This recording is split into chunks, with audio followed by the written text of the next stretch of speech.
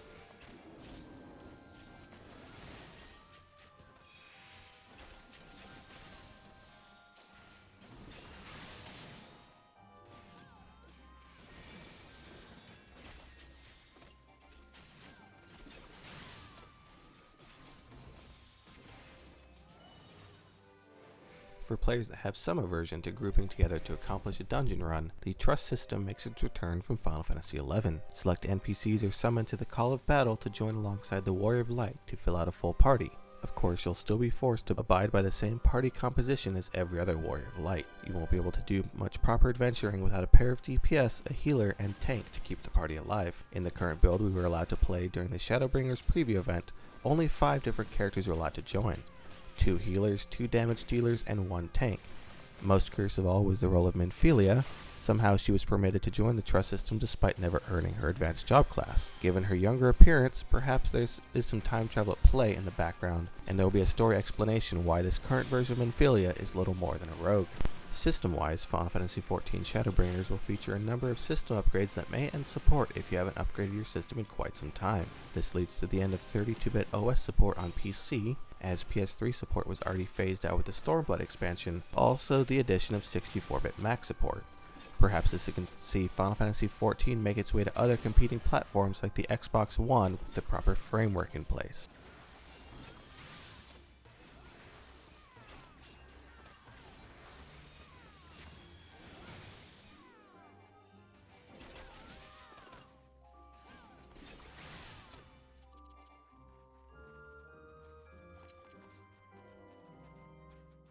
Final Fantasy XIV's impromptu quest system will be seeing some new changes in Shadowbringers. Fates, or full active time events, will see more resources beyond EXP and the occasional seal. So far, this only applies to Shadowbringers and the 5.0 patch content at large. Performing additional requirements, these were not discussed, but I could assume exceeding a certain threshold of healing and damage dealing very well could be the trigger, will unlock certain rewards. Typically, these additional rewards will come by way of currencies that can then be exchanged for special items. In the brief demonstration given, high quality crafting materials, writing maps, and even an Orchestrion role were among the named rewards, with the Orchestrion role taking 5 times as many tokens as the writing map. This could be quite the grind if other areas followed suit. Side quests will also relieve similar changes in the new regions for Final Fantasy XIV Shadowbringers. For starters, all of the 5.0 side quests can be undertaken at level 70, with enemies scaling to player level when accepting the side quests. Yoshi P mentioned that he was hoping that players would undertake these quests with your other jobs, giving them crucial EXP that would otherwise go to waste if you were simply playing through them on your main job. With the Realm of the First, new role quests will be added across 4 sets. These will retrace the journeys of the first fallen heroes across physical DPS, magical DPS, tank, and healer archetypes depending on your current playstyle.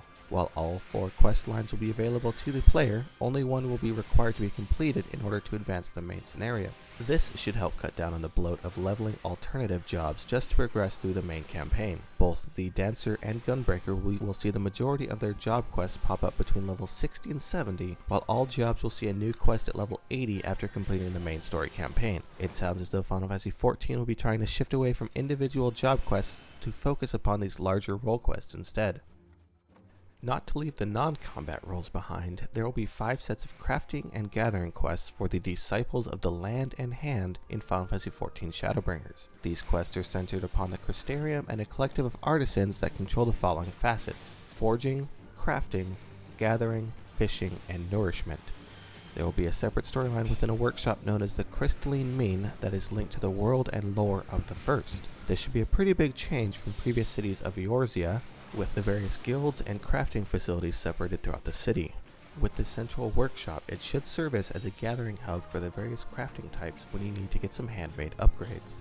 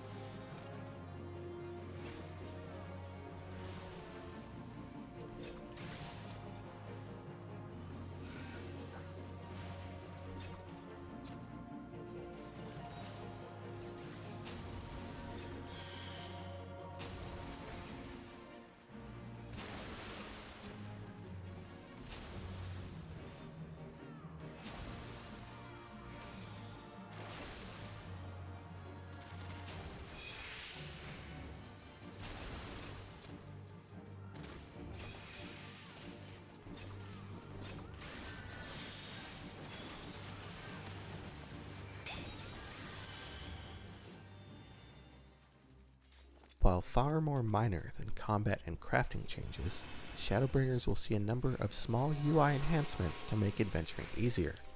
Cross-world link shells will be expanded to support 8 channels beyond the single channel previously. The UI will now report HP totals in much more meaningful ways. You'll be able to see your party members' statuses without needing to drag out multiple life bars, and boss life bars will now accurately represent down to the decimal percentage, just in case you need to know how close you got on your first extreme primal attempt before wiping. There will be the addition of an amber-themed light UI if you wanted to brighten up your HUD beyond the standard mixing of grays and blacks. And last but not least, players can finally preview their housing furnishings before placing them down in their MOG houses. The combat system in Final Fantasy XIV Shadowbringers is quite easily the most substantial combat patch since A Realm Reborn. Certain class actions will be changed to support what Yoshi P called a charged action system, where actions can gain charges and get queued up for later use up to a maximum limit. I noticed this with Dancer's En Avant skill, a quick forward dash that I'd be able to use to close the gap during combat. The actions that could be stacked up will gain additional charges each time the recast timer cycles and be consumed at the player's request. Interrupting enemy casting is another change that I've been wanting for some time in Final Fantasy XIV. While you could do this in earlier patches, it wasn't always clear just which moves could be interrupted beyond simple trial and error. Now, these actions are made to be much more visible at a quick glance on the enemy casting bar, similar to when players would get struck by an enemy attack and have their own abilities interrupted. Both tanks and ranged DPS types will receive generic role actions that can interrupt enemy casting times, and those tank classes? No more tank stance to toggle on and off, at least in the traditional sense. Now tanks will receive a single option that increases enmity and aggro once enabled. This should help keep tank types capable of pulling off their maximum DPS at all times, and less about worrying about trying to keep aggro off one another.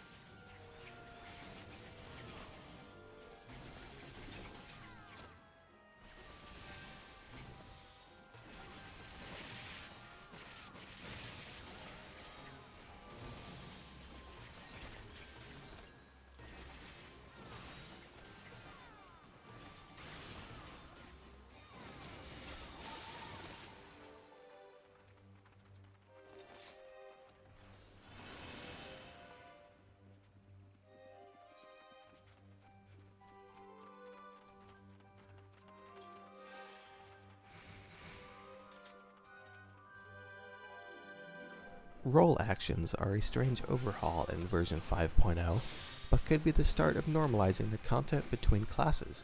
These role actions will automatically be doled out at set levels, and each class type will receive differing role actions depending on the class type. Melee, ranged physical, and ranged magical DPS will all receive a different number or set of role actions to promote synergy between classes, and using more than just a pair of black mages to nuke your way through the dungeon. In my personal opinion, these standardized role actions might hinder the desire to play as unique jobs, especially if one DPS can do the same role actions as another. This could be one instance of seeing normalization reduce the creativity and unique appeal to each class. I suppose I should mention that one of the 3 resource bars that players have struggled to juggle with in Final Fantasy XIV will be flat out removed in Shadowbringers. TP, long since the scourge of bards and physical damage dealers, will be completely removed in version 5.0. Also, the MP system will receive a normalization change, and MP will be flat out capped at a maximum value of 10,000. With that upper limit, it should be much quicker to realize just how many casts of a given spell you can get from your remaining MP pool. The Piety ability will be adjusted to reflect this main change, and as someone that has never played a healer type, I am not too familiar with what could be changed. Perhaps we'll see Piety serve as some form of conserve MP. Stats will see a similar but far less drastic overhaul in Shadowbringers. Materia that bump up your main attributes, like strength and vitality, will no longer be meldable and can't be obtained in the realm of the first. This means players shouldn't have to worry about seeking out strength gear to boost their raw damage, but rather should focus on materia that could increase their skill speed or critical hit. I hope that this leads to much more flexibility in gearing, now that you won't have to worry quite as much about hitting a hard cap in your primary attributes first and foremost.